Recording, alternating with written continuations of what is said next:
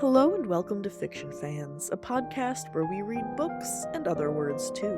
I'm Lily. And I'm Sarah. And this week we'll be discussing 13 Ways to Kill Lulabelle Rock by Maude Woolf. But first, Sarah, what's something great that happened recently? Something great that happened recently is I have learned how to read a knitting pattern. This is a skill that I have lacked for many years, probably just because I didn't actually bother to learn it. I mean, it's not like it's that hard, but I think I finally got a handle on reading knitting patterns, and I'm actually very pleased about that. Oh, good.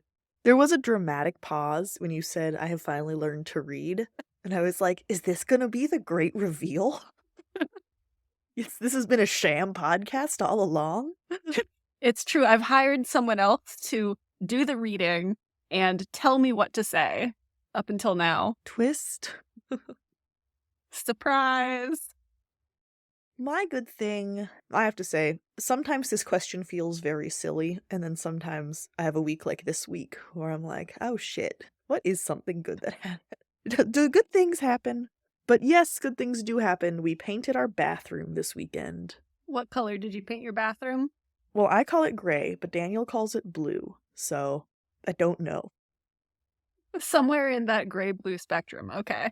Yeah, it's very nice. It was just drywall for a while, so it actually feels like a bathroom now. Okay, so like a finished room. This is not the original bathroom. This is the new bathroom. Yes, this is the new bathroom. The new bathroom that is now painted. That's very exciting. I look forward to seeing it next time I visit you. Yeah, hopefully that's soon. Hopefully that's soon. We'll see. What are you drinking tonight? 13 Ways to Kill Lulabelle Rock strikes me as a beer book for some reason. I'm not entirely sure why. I don't like beer, so I'm not drinking beer, but I am drinking cider, which is kind of like beer in the sense that they're both kind of fizzy and alcoholic. That is true of many things, yes. I think at one point Lulabelle says, what if we just stopped doing this and I'll go have a beer? And no one takes her up on that, but she was very much hoping that they would. Yes, I think you are correct. That could have something to do with my thoughts about it being a beer book. Because there are a couple other cocktails and things in the book. They drink champagne at one point, and yeah, but they're not like enjoyed. Yeah. The person drinking them, it's more like a duty and not someone who's like, I could really go for a beer right now. Very different energy. Yes. What are you drinking tonight? I am drinking red wine from the finest cardboard vintage. Very nice. Yes.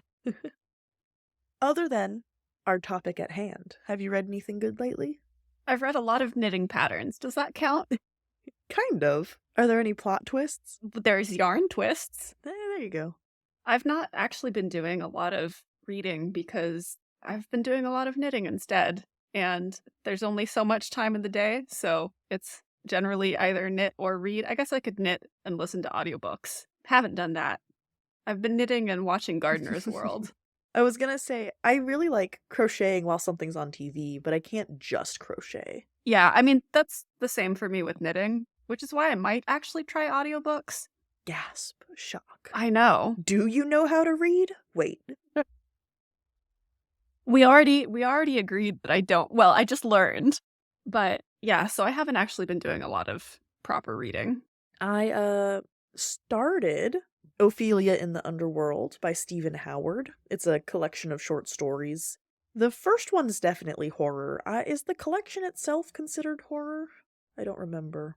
I think that he said that it is a horror collection that has some subgenres in it. Maybe some of those subgenres are less horror than others. Okay. I was pretty sure I had seen the word horror thrown around, and the first one is like a full-on zombie short story, so I was like, I'm pretty sure I know what I'm talking about, but yes. I've only just started it, but I'm excited to read some more. Yeah, it sounds great. And he will be doing an interview on our blog, so keep an eye on our blog for that. Yeah. Shameless plug. So, there's no segue. We're just gonna have to go straight into this. You know, that's kind of like our Lulabelle, the Lulabelle that we follow, who is abruptly woken up and told that she has to kill the other Lulabelles in existence. So I think it fits. Sure. It's a little bit of a reach, but I think it fit. I really loved this book. It's very sad. But, like, the book itself isn't sad, but you're definitely, like, emotional while you read it. The situations are sad, but the book itself is not sad, yeah. This is not the first time that either of us has read it. We did read it earlier, not for podcast discussion, but to blurb it. So this was a reread, but it remained fun. I mean, it was I think it's actually even better on reread than it is the first time around for me. Yeah, you can really, like, we won't talk about the foreshadowing yet, but there is some. Very yes. It jumps off the page more once you know where the book is going. Yeah, it's something that is fun to notice when you know what it's telling you. Yeah. I really loved so Lulabelle, our main character, is the 13th portrait or clone of Lulabelle Rock, who is a movie star. And reading her experience, the 13th Lulabelle's experience, of both having memories but also encountering things for the very first time was such an interesting, like, push and pull in this narrative. Yeah, I think Maude Woolf, the author, does a really good job at making familiar things just that little bit unfamiliar, not in like a spooky way, because this isn't a spooky book, but like in the sense that you know that you've done something or like met someone before, like you kind of have those memories, but you don't really remember that experience very well. So you're kind of doing it for the first time at the same time, which I think is a hard balance to strike, actually. Unsettling, I would say. Yes. It's a very unsettling book. Before we get too deep into it, the premise of the book is that, like you said, Lulabelle, the Lulabelle that we follow is the 13th portrait of a B-list actress, and our Lulabelle is told that she has to go kill all of the other Lulabelle portraits or clones. And so this book is her doing that, or attempting to do that. Yeah. And it's not murder because they're not people. This book is harsh. Yes. And I mean, of course they are people, and so that, like, is part of what makes it so sad. Yeah. You have these, like, 13 women who are being told that they are disposable and no longer serve a purpose, and so it's time to dispose of them. And their different reactions to that is just heartbreaking at times. Yeah. And then the situations in which all of the portraits find themselves is also very, very heartbreaking. But something that wasn't heartbreaking, a brief moment of not hilarity. This was definitely like a shoot air through your nose kind of book. Not a laugh out loud Yes. book, but there were a lot of, like, witty moments, I would say, rather than hilarious. Yeah. A brief moment of lightheartedness or levity was when the science behind how all of the cloning works just kind of gets hand waved away by Lulabelle because she just doesn't care how it works. And I really enjoyed that. Like, yeah, acknowledge that you're not going to try to make something that sounds realistic or sounds scientific, but it doesn't matter because the characters don't care. Mhm. The way that the book starts with the 13th Lulabelle sort of waking up and being thrust into this situation, the whole book is only like 3 days long, right? Yeah, So much happens in those 3 days. That was kind of crazy to me. yeah, it's a very condensed time span. And part of that is because our Lulabelle, the assassin, is kind of told when she is first woken up that, like, she doesn't need sleep, she doesn't need food. Like, she's a clone. She's not a person. And she believes that because why wouldn't she? And so she does go through these long periods of doing stuff, probably past the point where she should, because she thinks that's what she's made to do. One small piece of science, not even really science, but explanation. We find out pretty early on that the portraits aren't flesh and blood, right? They're kind of like huge dolls that get the identity imprinted on them. And when they die, they sort of start recessing Mhm. receding back into the doll form. Like, after they've been dead for a while, their hair starts to lose color and their eyes start to lose color and they start to stiffen into plastic. So there is a line drawn. Like, it's not completely philosophical saying that they're not human. To some extent, they are a different being than a human being. That's not to say that they aren't people, Yeah. in my opinion. But you know what I mean? Like, I do think it's interesting to have that differentiation. And oh, the portraits don't have fingerprints. I thought that was very interesting. Mhm. Although, of course, you can get surgery, illegal surgery, to Yeah. to add some fingerprints. But yeah, I think this whole book really plays with the concept or themes of identity and individuality and what it means to be a person, even if you're not, a human being. Yeah, I like using that verbiage. They're people, even if they're not necessarily human, right? Yeah. I think that works. But a lot of the times their personhood is denied by the society around them. They're, treated as kind of disposable, even though it's expensive to make one and, not something that everyday people can do. Ah, but as soon as you put a price tag on something, that's what makes it disposable. That's true. Right? Like, that means that there's a dollar amount that you can use to replace them. This book, despite being like action hijinks on the surface level, delves pretty deep into some of these ideas. It was, like I said, very sad in a fun way. Yeah, I would call it an action adventure plot, but very philosophical underpinning. Absolutely. I don't think I ever cried so hard at the concept of polka dots. Because that was one of the portraits. She was the fashionista. She was supposed to just walk around in the fashion district being hot. That was like her whole job. And the original Lulabelle was so annoyed because the fashionista Lulabelle loved polka dots and would like alter the outfits she was supposed to be wearing by adding like a polka dotted scarf or something. And that's so sad. That was her one thing. It is really sad. All of the Lulabelles are so sad. All of the Lulabelles are so sad. That is a spoiler conversation. We're not gonna talk about that yet, but it's true.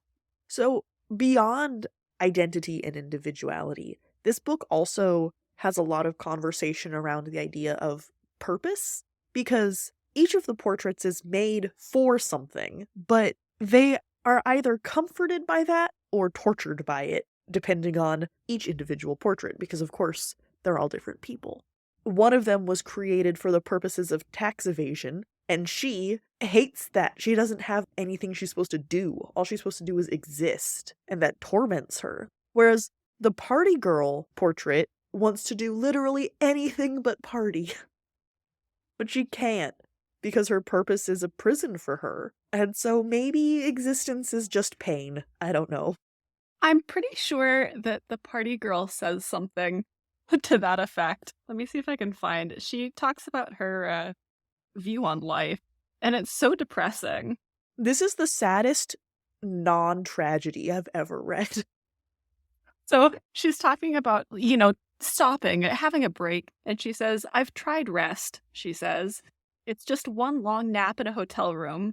After a while, you get bored of the room service and daytime TV, and you start to miss the party, even if your feet hurt. Waking up and falling asleep over and over again, it's exhausting. Just once, I'd like to close my eyes and not worry about when I'm going to have to open them. Oh, that girl just has depression. She really does. I mean, we've used the word heartbreaking a lot, but I think it's heartbreaking. It's really interesting how this book has such sad situations, and yet I still wouldn't call this a sad book. I don't like I'm not distinguishing between those two things well. No, but I do know what you mean. Like it's not a sad book. The sadness isn't the point, if that makes sense. And that almost makes it worse. It's incidental heartbreak. Yeah. So all of these portraits have a purpose that's like ingrained into them. But through that, the book is able to explore some I'll say society, capital S society things. Yeah, I mean there's definitely a lot of stuff about the like expectations of access to celebrity I mean, Bubble City, the city in which this takes place, is very thinly veiled Hollywood. I don't know if it's thinly veiled at all or veiled at all. It's science fiction Hollywood, near future Hollywood. So yeah, there's a lot of discussion about what a celebrity kind of quote unquote owes the audience or owes people, and like how much access of themselves they give to the general population with partying and paparazzi and all of that. And then also how, I mean, one person can't do all those things. Mhm. Obviously, this is taken to the Extreme. nth degree. Yeah. Yeah. But the idea, like, if you have to be seen all the time, but also still doing your job, like, that's not just one person amount of hours. Mhm. Yeah, you do need a portrait in order to get all of that done. I mean, that is something, right? Like, a lot of personalities do hire people to be them on social media, which is, there's a social media portrait. And that is, I think, probably the most close to current reality Yeah. out of all the different portraits, because that's just something that happens. Yeah, I mean, she's basically just the social media manager for Lulabelle. Yeah. The portraits are also used in a very interesting way as, like, not wish fulfillment, but they're a way for Lulabelle to get a taste of the road not taken, if you will. One of them is married to her childhood sweetheart, and they're just living their life in the suburbs. They have a couple of adopted kids, and there's something in that because Lulabelle didn't want that life. She didn't choose that life, but she didn't want to have not chosen that life. But then she's still mad that there's a version of her out there who does have that life, even though she doesn't want it. I. y- People are complex creatures, I guess, is the answer. Yeah, people are complicated, but it is an interesting look at how sometimes knowing what you would have had if you had chosen a particular path doesn't make you any happier. I mean, because Lulabelle isn't actually any happier knowing that there's a Lulabelle out there who did marry her childhood sweetheart. We find out, tell me if this is a spoiler, I don't think it is. We find out that the Lulabelle living up in the hills has a telescope watching the suburb Lulabelle, who had a telescope watching the Lulabelle up in the hills. So, like, despite their completely different, separated lives, they're still obsessed with what the other one has. Yeah. Which again is very sad. It's so sad. The narrative voice of this book is so important because I think that goes really far to hitting this balance that we are not doing well in our description right now. Wolf does such an incredible job of slow dripping this heartbreak page after page, person after person, without making the reader go into a tailspin. Yeah, I think the pacing of this book is really good. And even though in a way it's very episodic, right? Because our Lulabelle is going around killing the other Lulabelles, it also doesn't feel repetitive in a when it very easily could have. Well, there are 13 different ways to kill Lulabelle Rock. Right there in the title. It's true. We also have a couple of fun side characters who we meet, besides just the Lulabelles. Of course, this world isn't entirely made up of Lulabelle, although that would be also an interesting story. There's an awful lot of portraits though. I mean, They're most of the characters. a lot of clones. Yeah. But there's also the paparazzi, Velasquez. He was cool. Yeah. He helps her out and gives her a ride and is just like, there's a couple of people she meets who are kind to her for no reason, and that's nice. It is nice, yeah. A lot of the incidental characters actually are really low key in a way that I appreciated, because I think a setting like this could easily have had all of the side characters be kind of miserably mean, but none of them are. And I think that helps offset some of the tragedy of the Lulabelles, like as you're reading it. Ooh. Oh, Sarah, what have you just discovered? All of the misery in Lulabelle's life is inflicted by herself. It is The Lulabelle who creates the other Lulabelles, and then the Lulabelle who is killing the other Lulabelles. Like, it is Lulabelle who is doing this to herself. Every other person she meets is genuinely pretty nice to her. Well, I would say maybe with the exception of her agent, who's a little bit skeevy. Okay, you're right. Not everyone is nice to her, but humanity is generally pretty good Yeah, in this book. I think you're right that so much of the conflict is self-driven, literally. And then we're being a little, because the point of this book is that they're not all the same person, but the metaphor of this book is that it is 13 versions of one person or 14 versions of one person, right? Yeah. So you get that sort of two different metaphors at the same time, or two different themes at the same time. It's a good book. It does all of that in less than 300 pages. It for something that says so much, it's surprisingly short. And so fast. It does not sit there philosophizing for pages on end. Like, you gotta get to the next victim. Yeah. I think this time when I read it in an evening, so very fast-paced. Yeah. It took me a couple hours, but split over 2 days, but that was just a scheduling thing. Yeah. I could have sat down and read it all at once. And that's another thing. Despite all of the heartbreak in this book, it doesn't feel overwhelming, or at least it didn't for me at the time. Well, and I think that's part of why, even though there's a lot of sad aspects to the book, I wouldn't call it a sad book, right? Yeah. Like, it's not overwhelming. You're not miserable reading it. It's just sad. Mhm. It's kind of like poking a bruise. It's sad in a way that I feel like a lot of people have experienced to some extent, the what ifs of life, right? Mhm. Almost cathartic sad. Yeah, that's the fancier way of saying poking a bruise. Well, that's why I thought of the word cathartic, yes.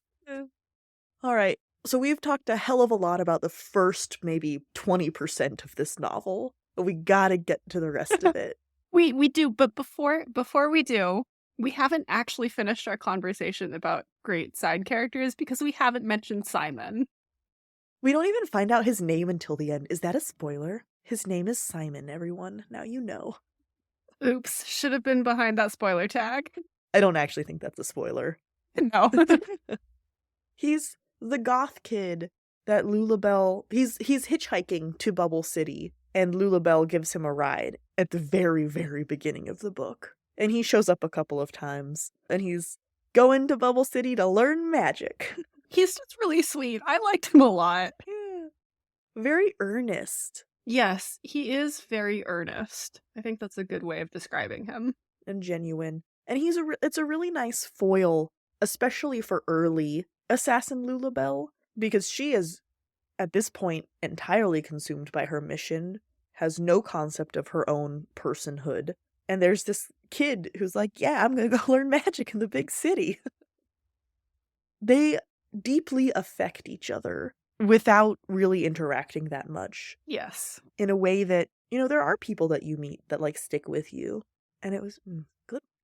It is a good book. We haven't talked about the tarot cards at all. I don't really know that much about tarot cards. There's sort of that, like, overarching motif. One of the things that Assassin Lulabelle receives from Simon is a pack of tarot cards. She asks for his deck when she gives him a ride, or while they're driving to Bubble City. And for the assassin, the tarot cards help explain who she is in relation to the other Lulabelles. She assigns each Lulabelle an identity of tarot. Yeah, and at the beginning of each chapter, you get a little description of a tarot card. But I don't actually know much about tarot either, so I can't really talk about it. It was there, it was nice, it was a good framing device. I'd be very interested to hear from someone who knows more about the implications of the major arcana, because I have a very thin understanding. Mm-hmm. And, yeah.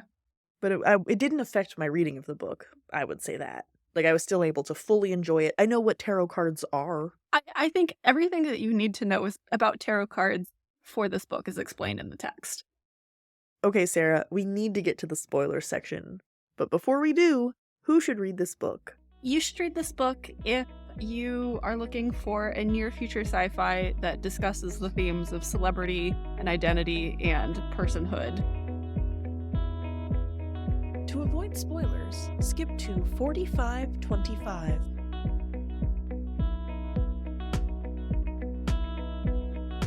Alright, now we can finally talk about Spencer and what a skis-ball he is. Now we can talk about Spencer and what a skis-ball he is. He is really a skis-ball. Although I like that he gives us, I think, our first bit of foreshadowing for the big reveal. Oh, he's a really good character. I just wanted to punch him in the face. Mm-hmm. I mean, that's valid. I think Lulabelle did too. Yeah. But my statement stands, he's nice to Lulabelle. He just has ulterior motives. It's true. I mean, he's not mean or anything. He's not kind, but he is nice. Yes, I would agree with that. Although I'm not even sure that, well, I think he's nice to our Lulabelle, the assassin, but I wouldn't say that he's nice to Lulabelle, the secretary. Okay, you're right. When I made that statement, I was definitely talking about the main character. Yeah. I agree. So skeezy. Yeah. I loved the assassin Lulabelle's internal thought, like, oh, I hope they're not sleeping together. Me too, Lulabelle. Me too. If they were sleeping together, you know it's not because Lulabelle wanted to. No.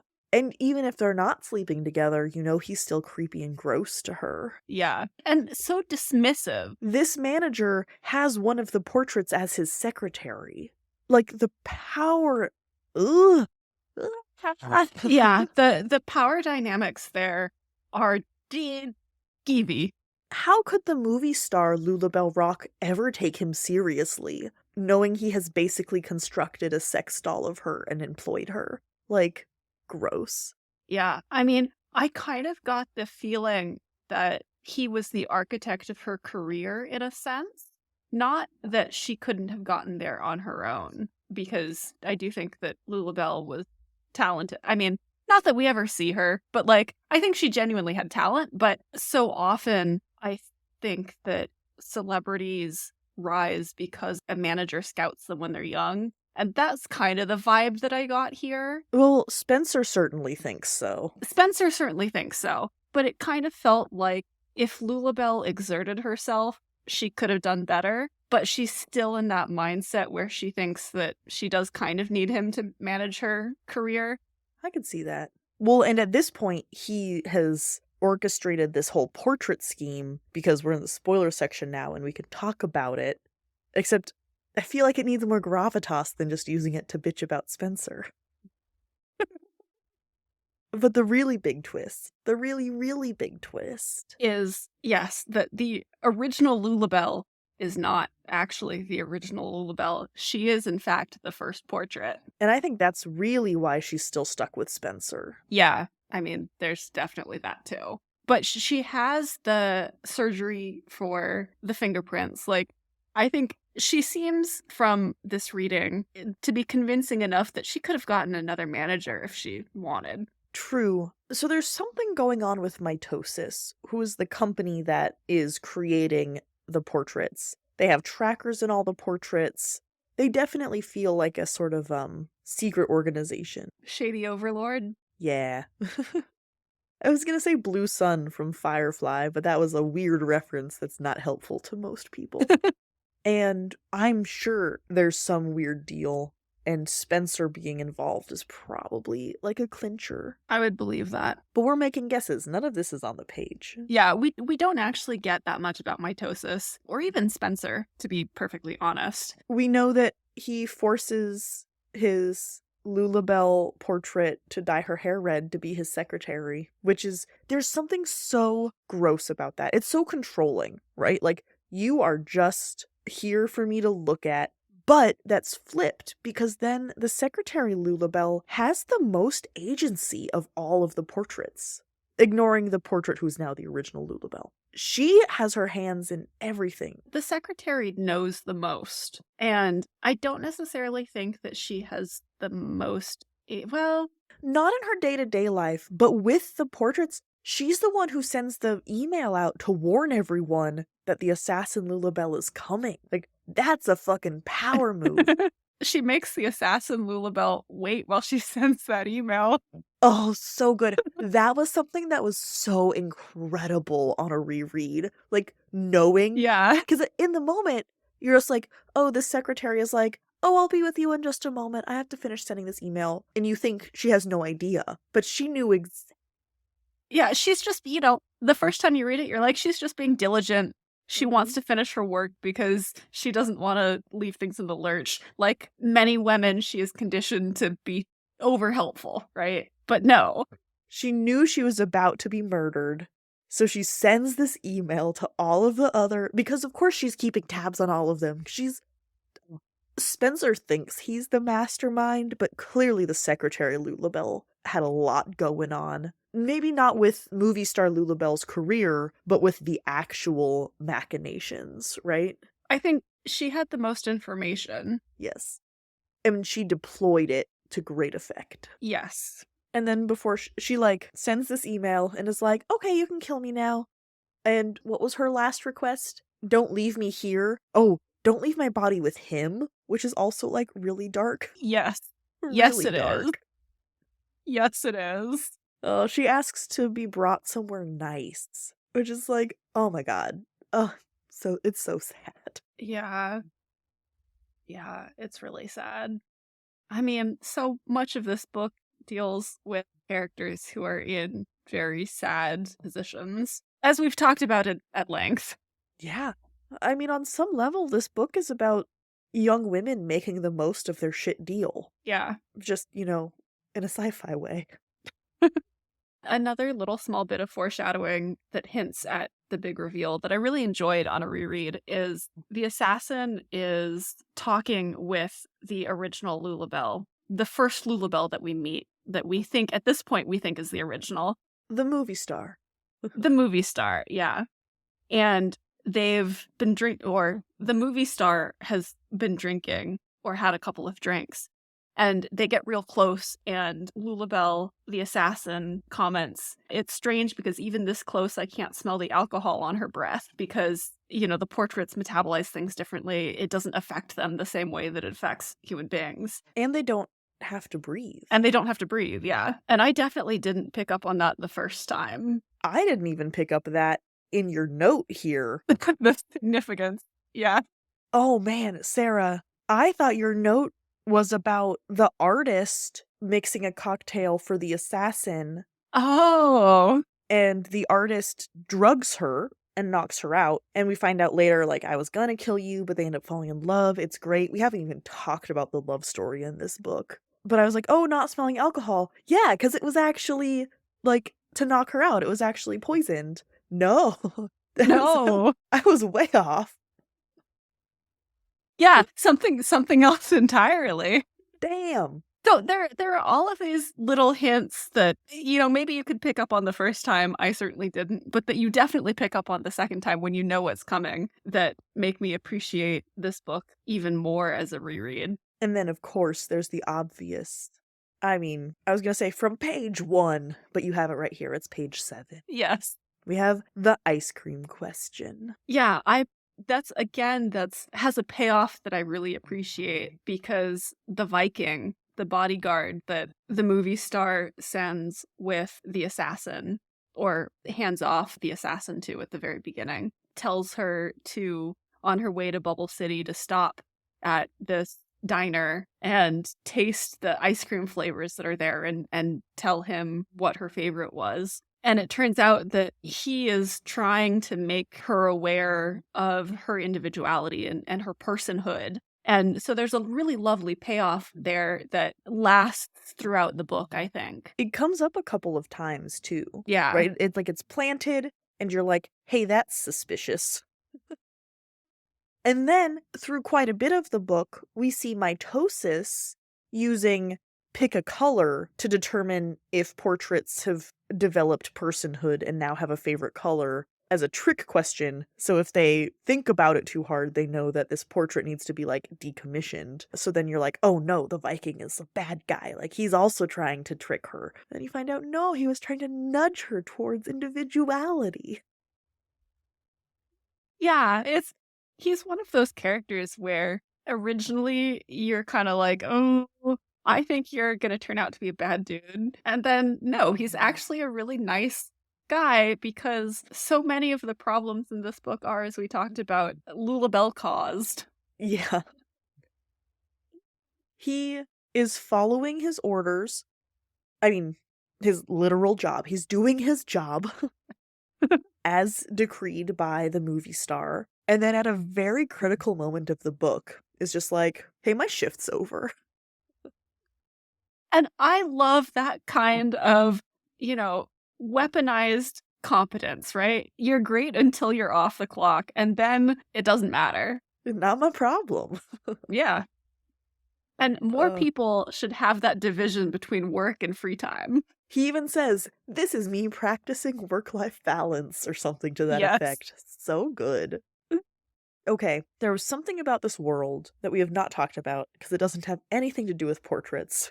But this crazy sci-fi version of Los Angeles has an entire origin mythology that we get little glimpses of, and I am fascinated. Yeah, we just get little hints of it, and I wanna know so much more. Like, you get the sense that there's a lot to the city that we're not being told. Well, there's a literal founding myth about a woman who leads travelers to this place to start a city because she told them there would be water there. They get there, there's no water, so they murder her, and her blood causes a spring to spring forth. Yes.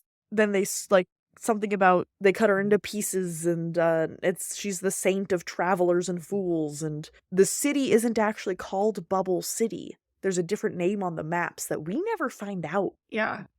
It definitely leaves you wondering in a good way. Mostly because we fucking meet her. I mean, like, that's a cool story and all. But then you find out that Marie, the tailor who works at Wellspring, where the fashionista Lulabelle was murdered, oh yeah, also she's a taxi driver and picks up the assassin at a clinch moment. Also, oh yeah, she has some scars, like, around her limbs. And oh yeah, she's also a nurse right when she needs to show up. And it's like, this sci-fi world has a literal goddess walking among men, and I have so many questions. So many questions.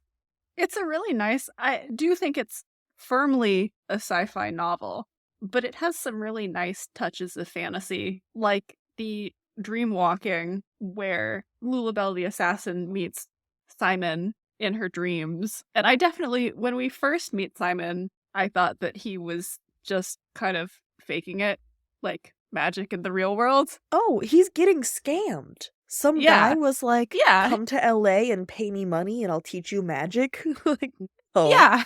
he's gonna be human trafficked or scammed. But he actually does show up in her dreams as a tiger. I really liked that. I also really appreciated that you find out that Simon was not a total doofus. Yes. Still kind of a dweeb, but not a doofus. Important distinction. Yes. And that, I think, maybe that's why the non-spoiler section was so hard. Because a lot of the heartwarming aspects of this book were huge spoilers, and, like, I didn't want to ruin that for our listeners. So they just have to trust us that we promise. Hey, Yeah. it's not as sad as we're making it sound. This is one of those books where it's so much easier to talk about in its totality, just because that payoff is so rewarding, but you don't want to spoil that payoff. Yeah. Okay, well, before we wrap up, we have one very important award to give. Before we actually give out this award, I am going to call that this book is going to be the superlative what book should be a TV show in our end of year wrap up. Oh yeah, for sure. Because it would make an excellent TV show. A 13-episode miniseries? Are you kidding me? It would be perfect. It would be so perfect. And you'd get one, like, ingenue actress who gets to play all these different roles. It'd be all artsy and shit. It would be her breakout show. Oh, I was not even thinking, I mean, that'd be better. But I was just thinking, like, an actress who's been doing fluff but wants to prove that she's good at acting. Okay. That's what I was thinking. That's still kind of a breakout show. Yeah. Okay, but specifically now, saddest Lulabelle. For me, it's a toss-up between the brunch Lulabelle, who is the Lulabelle that was sent out to have brunch with her friends, and then just left at a bus station, never picked up, There's a line of people who want her to sign autographs. She's barefoot for some reason. Her feet are dirty. She's obviously tired and distressed, and she's just sitting there signing autograph after autograph and has been left there for days. So her, or the party girl Lulabelle, who is so utterly depressed and tired of life and tired of going from party to party, who has talked about sleeping in coat closets just to get a little bit of sleep and is just tragic, and who, when told that Lulabelle, the assassin, is not there to replace her, almost starts crying, and when told that actually she's there to kill her, is so relieved that she says, "Let me go jump off the top of this building and make it a scene."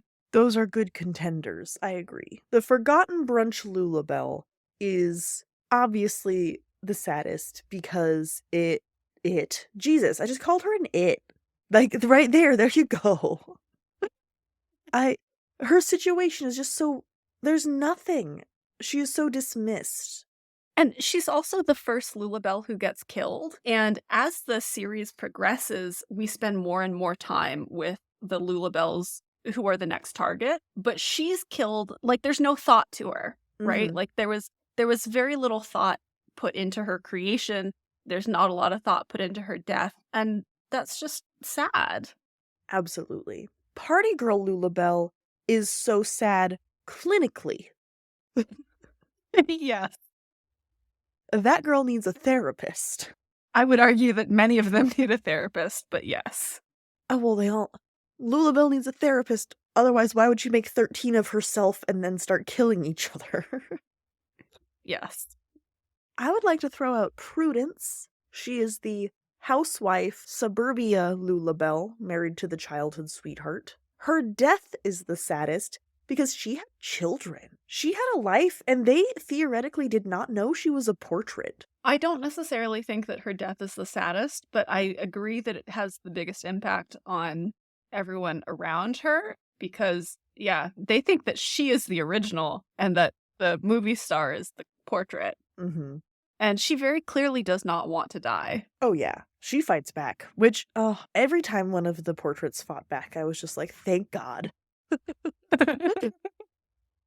But no, I think my true submission for this is the secretary, Spencer's secretary, because she is so competent, so plugged in. She fully understands what's going on and the implications for all of the Lulabelles around her, and she is trapped in this awful, gross situation. She's definitely a really sad Lulabelle. I mean, they're all sad. Yeah, I was gonna say, it's hard to give this award. I don't know if it really qualifies as an award, but it's hard to make this call because they're all terribly, terribly sad. And the true original Lulabelle, who is being, like, exploited on life support because if she passes away, then mitosis will kill all of her portraits. So she's just being, like, kept in a box forever. No one visits her. I don't think there was even a TV in her room. Like, all she does is exist. Horrifying. Yeah, I don't know if there's a TV in her room. I didn't necessarily think that she was being kept alive so much as she was in the process of dying. Does that distinction make sense? It does. Because I'm pretty sure that the movie star Lulabelle has taken precautions so that she's not gonna get caught out when original Lulabelle dies. I don't think she had yet. I think it was implied that she could. Mm. I was sort of under the impression that, I guess the text doesn't say cancer, but that was sort of the vibe. Mm. There's a point where a person can say, hey, just make me comfortable until I pass away. And the impression I got was that the original Lulabelle was on such extensive life support so that she would not pass away. I don't disagree with you. I don't think it's explicit. I think it's sort of implied, and that's how I read it. Yeah, I mean, I don't disagree with you that they could have taken her off her support and she could have passed away sooner. But I don't think that they were going to terrible lengths to artificially extend her life so that the other Lulabelles would be okay. Interesting. Maybe I was reading. So, like, I think I'm maybe falling in the middle, right? Mhm. Like, it's not the most generous reading, but it's also not the most cynical reading. Yeah. I think it depends on some of the world that we don't get to see, right? Like, this Yeah. is a sci-fi world. How much medicine is there really? Could something have changed for her? I don't know. Yeah, it kind of is left to reader interpretation. Yeah. Well, this book was very good. It was excellent. Well, I have a very short words are weird that I would like to share. And maybe it's just Lilly is weird. What is your words are weird? I know that quash is a real word and has a different meaning from the word squash, but every time I hear it or see it or read it or whatever, I just think, you're fucking trying too hard. Just say squash. And I know that's not at all, like, that's nowhere in the English language. That's just me. But it bothers me so much. I will say that the more you say quash, the less I think it's a real word. I know it's a real word. It shouldn't be, but it shouldn't be. Why is it a word? Okay. To me, quash is irregardless. Like, Mm. it's someone trying to sound fancy, so they made up some dumb shit word. I mean, but that's all word Yeah, okay, fine. if you go far enough back. Well, some words are created to communicate, not just to sound fancy. Some words.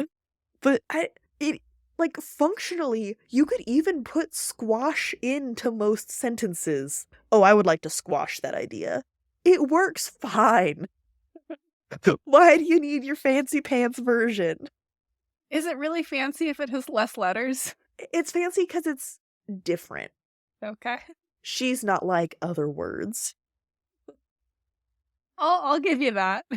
Ugh, and there's no justification for this. But it is a weird word.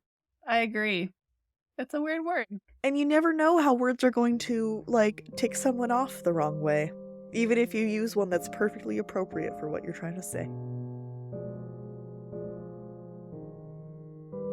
Come disagree with us. We're on most social media. That is at not fiction. the first line. That's not the first line. But you can come disagree with us anyway. Thank you so much for listening to this episode of Fiction Fans. Now you can come disagree with us. We are on most social media at fictionfanspod. You could also email us at fictionfanspod@gmail.com. You'd think we hadn't been doing this for almost 3 years. If you enjoyed the episode, please rate and review on Spotify and Apple Podcasts, and follow us wherever your podcasts live. We also have a Patreon where you can support us and find our show notes, and occasionally a good old-fashioned round of shoot, screw, or marry. Thanks again for listening, and may your villains always be defeated. Bye. Bye.